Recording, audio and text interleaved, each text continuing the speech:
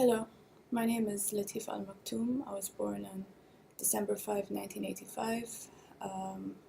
My mom is Huriya Ahmed Lamara. She's from Algeria.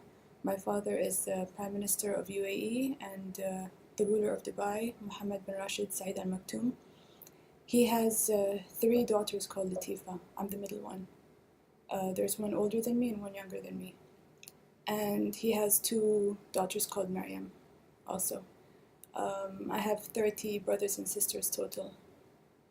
I had to say that in case this video is discredited in any way that, no, there is a Latifa there and a Latifa there. Yeah, there's three Latifas. I'm one of them. I'm the middle Latifa. My full sisters are Metha and Shamsa. They're both older than me, and Majid, he's younger than me. And I'm making this video because it could be the last video I make.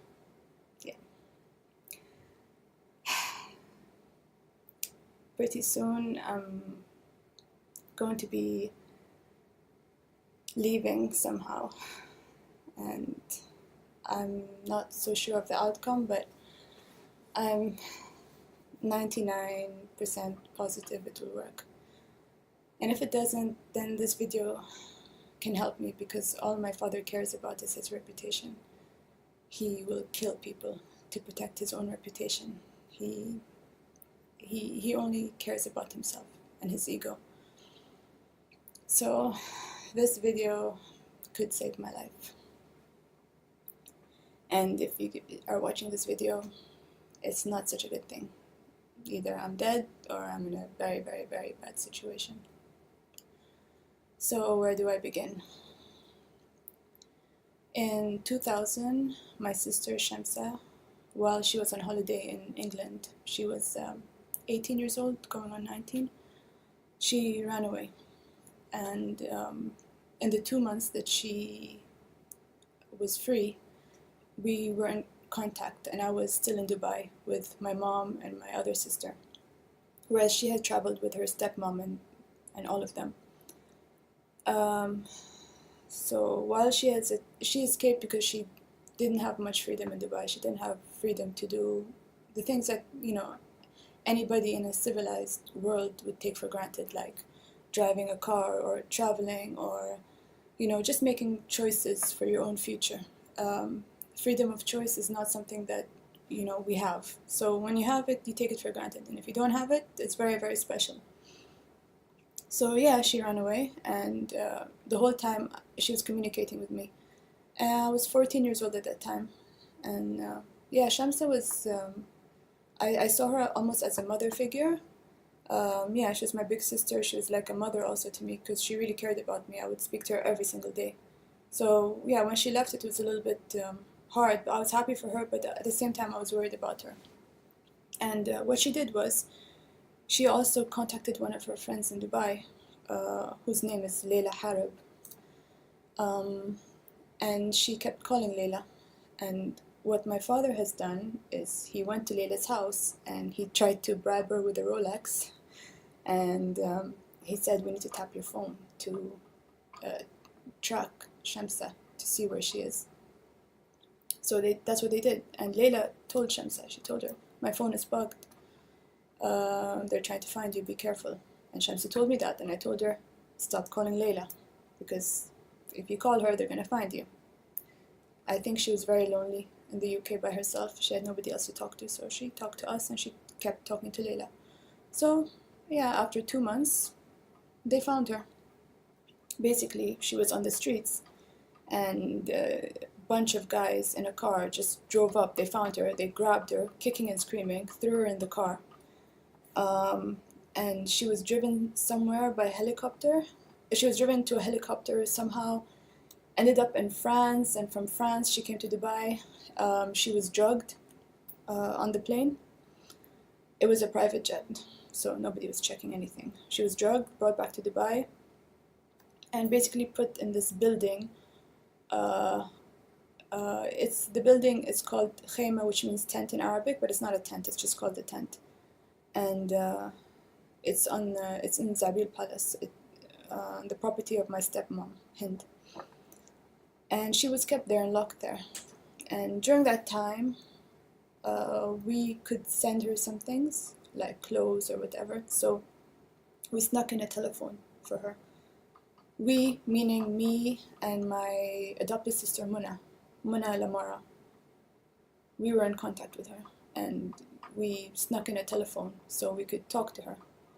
So while she was inside, she contacted some journalists in the UK, and they released the story to The Guardian. I think it was around May 2001 when the story came out. I'm not really sure. The story is, Google Shams Al Maktoum, and it's the first things that come up. Her escape and all of that.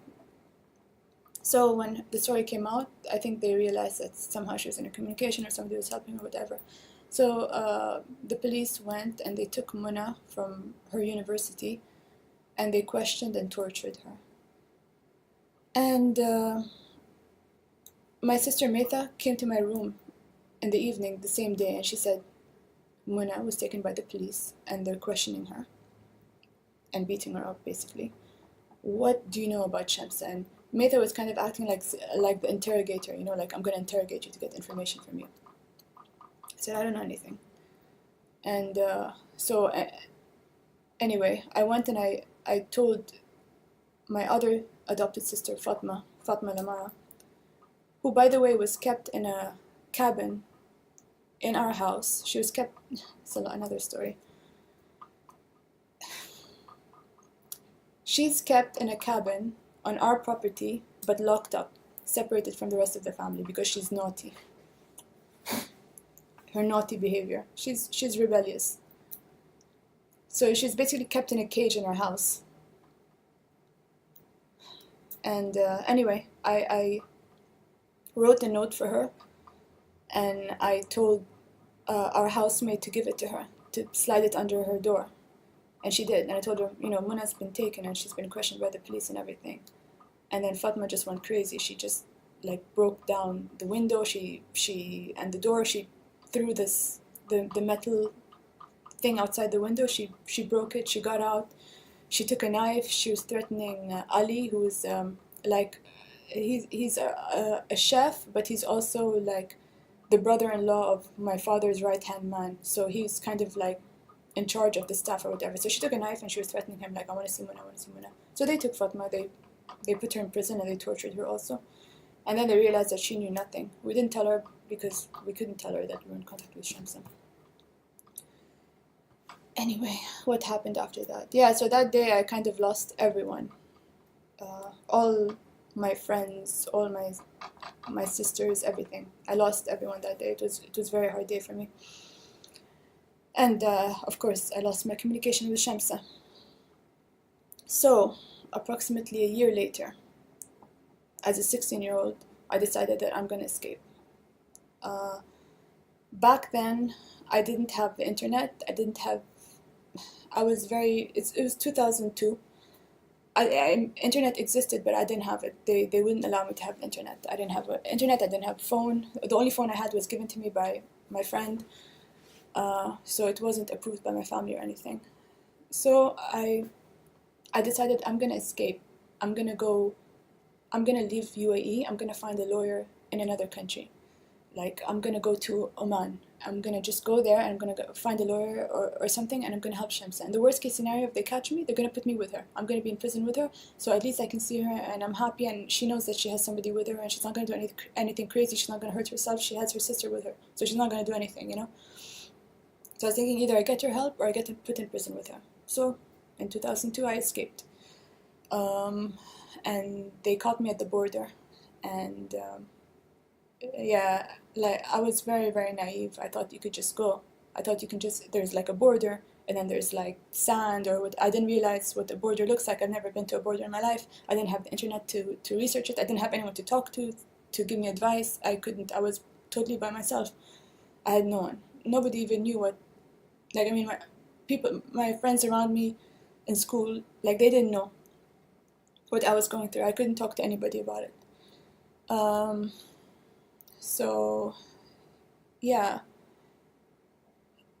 And I wasn't allowed out. I wasn't allowed to go outside. Like, I was going to school. I would sometimes go to the family stables to horse ride. And apart from that, I didn't do anything else. and then I went home. So I didn't know anything. So yeah, they caught me at the border basically, and then they found out who I was. They brought me back to Dubai, and my father's right-hand man put me in prison under my father's orders, and then all his CID guys, they they put me in prison and they tortured me.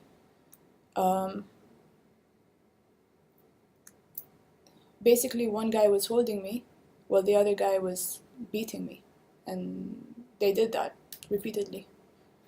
I think the first time they tortured me, I didn't feel any pain because I was in so much shock. It was like somebody was hitting me through a pillow or something. I could see what they were doing, but I was like, are they just destroying my body?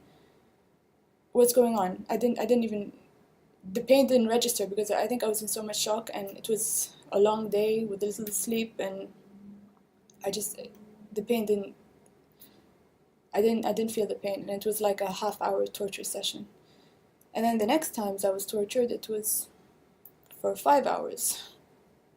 And yeah, I was just pulled from the bed, driven to another location, in the palace, in the same building, the khema, the tent, which is not a tent. And yeah, they tortured me. I knew how long it was because I had a watch. And they told me that your father told us to beat you until we kill you. That's his orders, your father's orders. Your father, the ruler of Dubai, that's what he said. So all of this public image that he's trying to portray, human rights, is bullshit. He's the most evil person I've ever met in my life. He's pure evil. There's nothing good in him.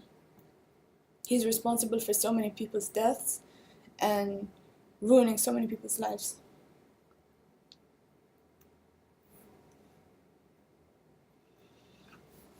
He doesn't care about anyone. He only cares about his image, his reputation, and he will gladly kill somebody, but he doesn't do it himself. He doesn't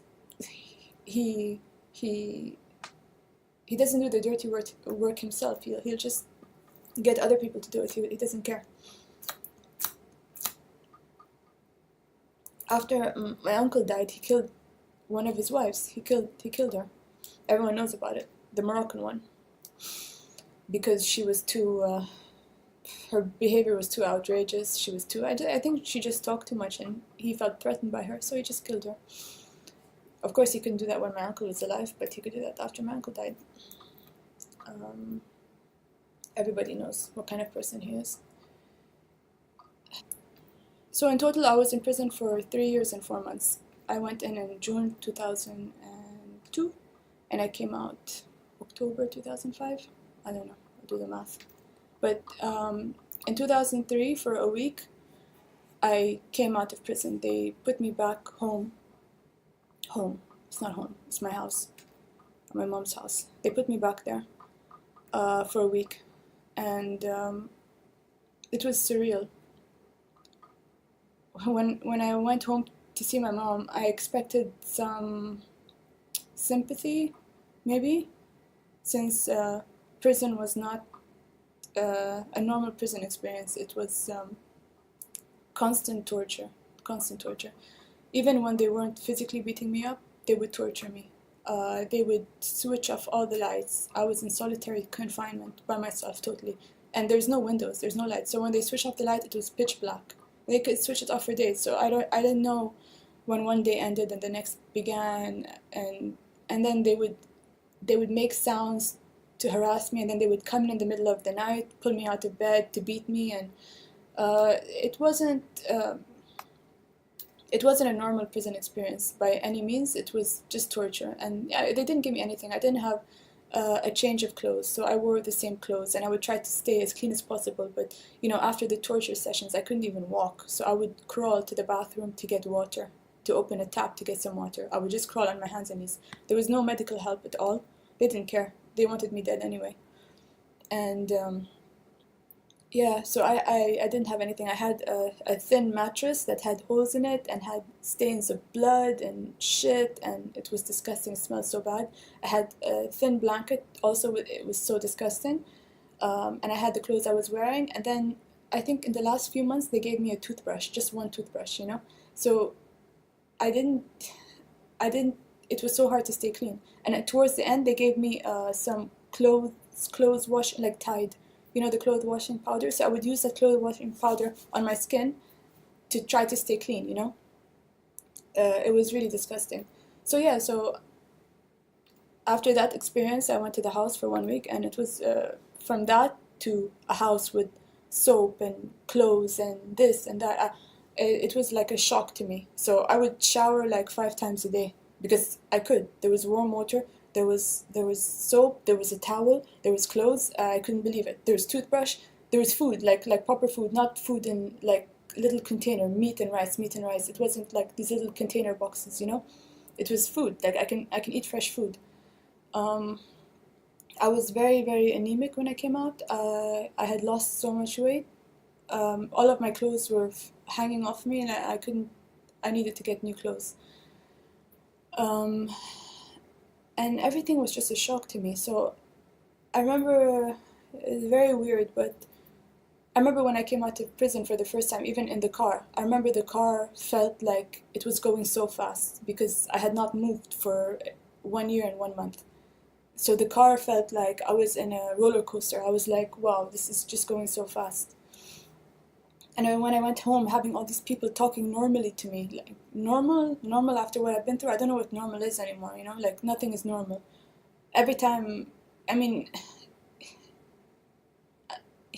even now, if I hear a noise, I just wake up. And I remember for a few years after I came out of prison, whenever I could hear a noise outside the door, I would just jump up out of bed, you know, I would just jump.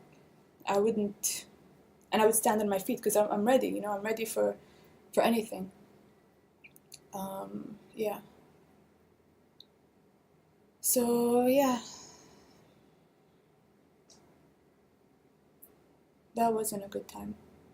So after a week of being at the house back with my mom, my sister, and she didn't show me compassion at all. Actually, what she said to me was, "You think your prison experience was bad?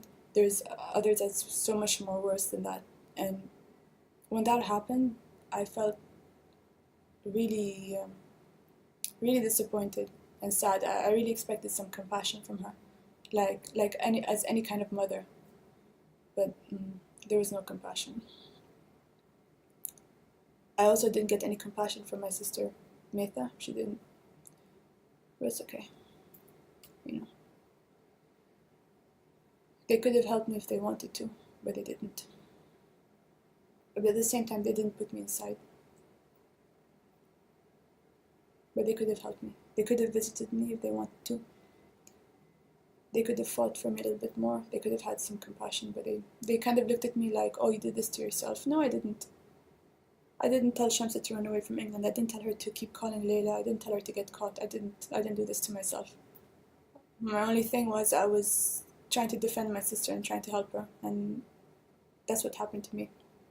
So, back to me being in the house. So I only stayed in the house for 1 week because after 1 week I had somewhat of a breakdown. I don't remember how exactly the fight started, but I just kept screaming that I wanted to go see Shamsa, and I couldn't stop screaming. It was like, I can't explain it. I literally just kept screaming and screaming that I want to see Shamsa, I want to see Shamsa, I want to see Shamsa. And that ended up like I was physically trying to fight people, so they were holding me. And I don't remember who they called. They called the police, but at some point there was some men holding me again. And then there was a doctor. I saw a doctor and she injected me. And then they took me either in a car or in an ambulance. I don't remember. I think it was a car because I was just screaming. I couldn't remember. They tried to tranquilize me. It didn't work the first time. They put me in the hospital. I remember them sticking things on me, tranquilizing me again. And then I just remember flashes of like being in the hospital bed and waking up and seeing people trying to feed me, and then, you know, like waking up in the bathroom and then waking up, like I lost some time. Then I lost a few days. I had no voice because I lost all my voice from all the screaming. So yeah, and then it took me a while to, I don't know how much they tranquilized me or what they gave me, but I lost some days. And then then I spent 1 week in the hospital, and with no voice, and the nurses there were very, very, very good, and they were trying to make it as normal as possible for me, like not to treat me like a mental patient, because I'm not a mental patient. I told them what I went through, with my very weak whisper. I could talk to them and tell them like what happened to me, and they were really good, and they tried to make me feel normal. And anyway, so after 1 week in the house and then 1 week in the hospital, they put me back in prison again. So in total, I spent 3 years and 4 months in prison. And I didn't know how long I'd be in there for. They just told me, your father said, we'll beat you until we kill you, and that's it. And yeah, they didn't manage to kill me. They wanted to, but they didn't manage to. So when I got out, the second time when I got out of prison, of course, I just, I hated everyone. I didn't trust any people at all. Like, for me, all people were bad. All people were not to be trusted. All people, they were just against you, Like, that's how I felt. So I spent a lot of time with animals. With the horses, with the dogs, with cats, with birds, with just different kinds of animals. I would spend my days with animals, and then I would go to my room and watch movies or something, but I wouldn't interact with people. I didn't have anyone I trusted. And then so it took me, I don't know how many years coming out of prison to fully recover from that experience.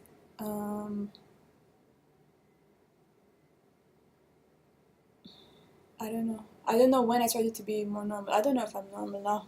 I mean, it's something that really changes you, makes you lose trust in people. The summer of 2017 is when a lot of things changed that kind of pushed me to go. Like, I can't wait any longer for Shamsa to get better so I can take her with me. I realized, this took me almost 10 years to realize that me being here is not helping her at all. I can't help her here. I need to leave. And that's the only way I can help her. That's the only way I can help myself. I can help her. I can help a lot of people, is to leave. Being here, I cannot help her at all. So, and also in 2017, I lost a good friend in the summer, and it made me see how life is so short. There's no guarantees. Just there's no reason to keep waiting for somebody to make a change or somebody to be ready. There's no reason to keep waiting. Just go. Just make the big step. Go. Shamsa will be fine without you, and once you're gone, you can help her. So I need to make this video in case I don't make it. It's not gonna be in vain. Somebody will have some footage. I have to remember to say everything, because this could be the last video I made. I don't know what else to say. I don't know what else to say. They will for sure try to discredit this video and say it's a lie or it's an actress or something, for sure. I don't know what else to say about me. I'll just say more information about me. I went to Dubai English speaking school when I was a kid, and then I went to International School of Shurafat, and then for 1 year I went to the Latifa School for girls. And then when I got out of prison, I was horse riding in Sabi's stables, and then I was scuba diving in Fujairah, and then I started skydiving with Skydive Dubai. So there's a lot of people who can, who know me. They know my face, they know how I talk, they know me. So even if they try to discredit me, I hope some of my friends along the way will say, I know Latifa, and that's really her, and you know. Anyway, I look like my sister Metha. I look like my brother Majid, and they're both famous figures, so even if they try to discredit me, I look like my siblings. So, and I've also given copies of my passport and my certificates and all of that stuff, which, by the way, I don't have possession of my passport. They won't give me my passport. My UAE passport is never in my possession. I just got a photocopy of it when I did my when I did my GCSE exams. After I left prison, I did some exams and they required a passport copy, so I took a picture of my passport then. And also when I did my tandem rating for skydiving, the FAI, I don't know what it's called, they require some medical clearance, and which requires a copy of your passport. So I managed to copy the copy of my passport. They wouldn't even give me my passport, but they gave me a copy of my passport. So I'm not allowed to drive. I'm not allowed to travel or leave Dubai at all. I can't. I haven't left the country since 2000. I've been asking a lot just to go traveling, to study, to do anything normal. They don't let me. I have a curfew when I go out and I come back home. I have to be back at a certain time. My mom, she always she needs to know exactly where I am. The drivers report back to my father's office where I go, etc., etc. We have assigned drivers. We're not allowed to get into anyone's car. I have to go with the driver. The driver has to know exactly where I am. Yeah, so that's my life basically. It's very restricted. I can't even go to another emirate without permission. I can't, so I have to be in Dubai. Yeah, so yeah, even if they try to discredit me, I have a lot of data that they can't discredit me. Well, they will try, and then they will be discredited. So yeah, this could be my last video. I hope it isn't. I hope I never use this video. I hope this video just gets deleted and we're all okay. But this video needed to be made. I don't know what else I need to say. So what I'm hoping for after I leave is that I get my passport and I have freedom of choice in my life, and I can help Shamsa from wherever I am. I can say, give her her passport, let her travel, let her see me. And I think that's the only way to help anyone, including myself. I don't know what else to say. I can talk about a lot of things that I've seen in my life. When I was 6 months old, my father's sister wanted me, so she took me away from my mom. So I lived for the first 10 years of my life in the palace, believing that my aunt was in fact my mother, and I would visit my real mother maybe once a year. I would never sleep there. I would just spend the day and go to the palace at night. And when my younger brother was 3 months old, my mom also gave him. Well, she that one was more voluntary because she didn't want me to be alone, so she gave my brother to me so that we're both together. So yeah, for the first 10 years of my life I was living a lie. Then I discovered who I was, and then I went to live with my mom, and I was fighting to go live with my mom. And Shamsa was fighting for us to go live with her. So I always saw Shamsa as this person who rescued me. So I was trying really hard to rescue her. But so far I haven't been successful. I don't know what else they'll probably do. They'll probably tell Shamsa to make some video talking about how I'm a liar, or try to discredit me or something like that. For sure they will try to do that. Knowing them. Of course she will. She has no freedom. she can't do anything. She's right now she has a psychiatrist with her, and she's surrounded by nurses. They're in her room when she sleeps. They take notes of when she wakes up, when she sleeps, when she eats, what she says, the conversation she says. They watch her take her pills. They make sure that she takes all of her pills. These drugs to control her mind. I don't know what they are. And so her life is totally controlled. Oh yeah, and in the summer also, what happened, which I should have said, is Shamsa was discovered with a few mobile phones. So my mom and my other sister, they got paranoid that she was going to try to contact the journalists in England again to talk to them about her situation or whatever. Try to tarnish my father's reputation, basically. They were scared of that. So that's when her situation got more controlled. That's when the psychiatrist was brought in to stay with her full time. She was already dealing with psychiatrists, but never somebody who was staying with her like as much as she is now. And full-time nurses with her all the time. Basically like walking around with a cage following her, So she has no freedom. So basically, yeah, I think what they will do is they will try to use her to discredit me. That would be amazing.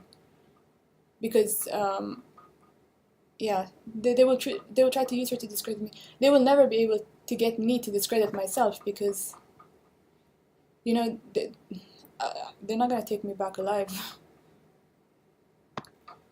So that's not gonna happen. I don't know what else to say. I mean, this has been like a crazy, almost 2 decades already, since 2000 it started. We're in 2018 now. It's been really, really crazy. A lot of people's lives have been hurt. A lot of people tortured. A lot of people lost their lives. A lot of things happened. He covers up a lot of murders. He doesn't care. My father. He's the worst criminal you can ever imagine in your life. And he has this image of so modern and all this bullshit. I have 30 brothers and sisters. He only puts the pictures and he has this public image like he's a family man. That's all bullshit. He doesn't. It's just PR.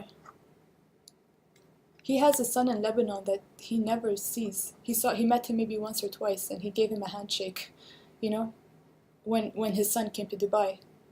He's neglected, and so many of his kids. He's not a father. He's really, really disgusting human being.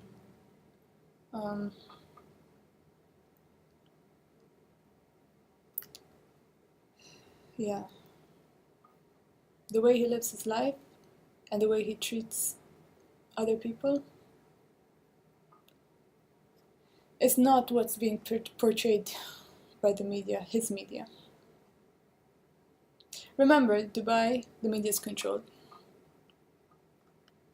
as is much of the Middle East. I don't know what else to say. I feel like if this thing kills me, or if I don't make it out alive, at least there's a video. It's sad that it's come to this point that I have to make a video, but I have to. I don't know what else to say. I'm trying to think of anything, everything. What else can I say about my life? Don't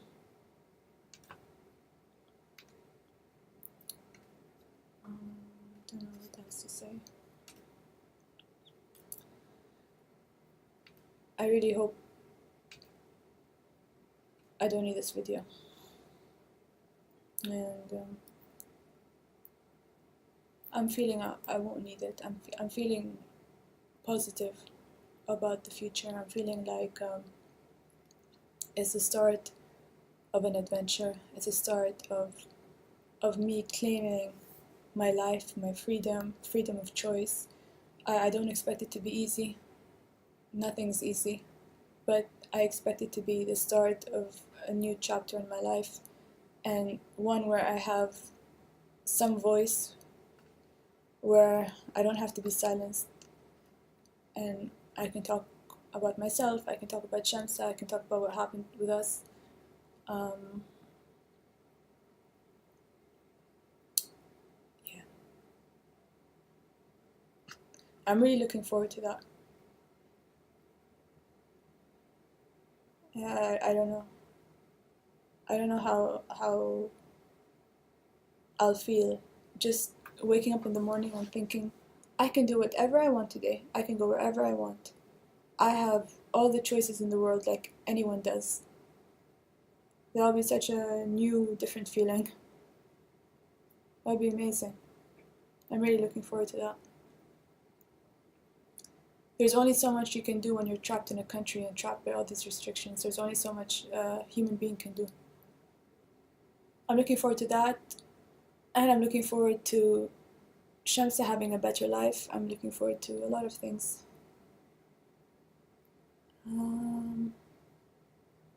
Yeah, I really feel like this is a start of just a new chapter in my life. I have no reason to stay in Dubai at all. I have no reason to come back here. I have people I love, but they can come see me. You know, the people in my family who I care about, my friends, they can come see me wherever I am. And that's also hard because I don't know where I'm gonna be after this. I don't know where I'm gonna be based. I don't know where I can live. I don't know anything. I don't know where I'm going. I really don't know. I know where I'm stopping. I know where I have to be for a while, but I don't know where I'll end up. Which is kind of nice also. I have all the options then, hopefully. Yeah.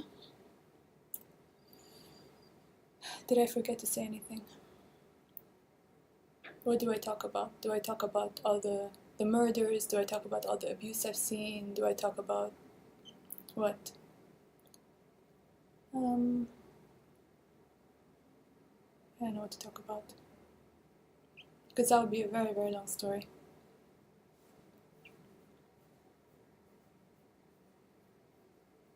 I don't know. I shouldn't I?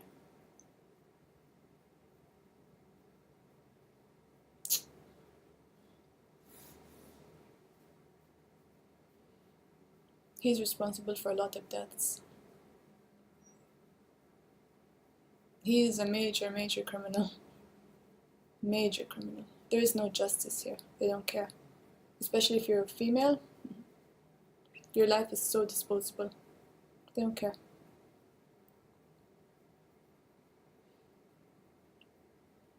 He's even burned down houses to hide the evidence. He's burned down houses. He's crazy. I think it's time that he faces the consequences of all the things that he's done in his life. He will. He will definitely face the consequences, no matter what he does to me. All the torture, everything, I'm not scared of him. He doesn't scare me. He's pathetic. Pathetic human being. And he's going to face the consequences of everything he's done, not just to me, but to everyone else. He will face the consequences. Yeah. Okay. I think there's nothing more in me to say now. Hopefully I don't need this video. Any final words? Any final words?